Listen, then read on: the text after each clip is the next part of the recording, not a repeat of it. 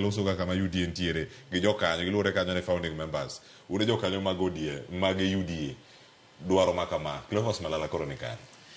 Erokamano mokwongo wang'e maber ni king'iyo party constitution mar UDA the Secretary General of UDA should be the spokesperson mar UDA ene mo initiate kendo oginene communicate meetings on behalf of the party and wang'e maber duties mag Secretary General.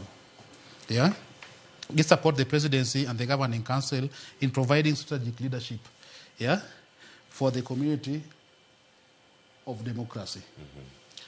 To samawa wuoyo ni UDA party timo gimiluongo ni a grassroots election. Ma a number of counties wasetieko grassroots election. Kwa Kanachiel, Homa Bay, Nairobi and others.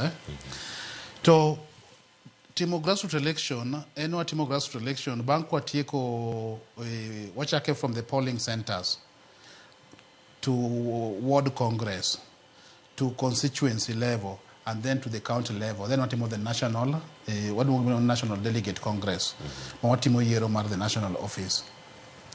Joe Kalende, Anange Joe Kalende, as a very strong believer in UDA and a real hustler. He served in the task force Mara Shakahola and was appointed by the president to serve in that task force. And Malala also failed Timo duties as Secretary General of the party Mar UDA.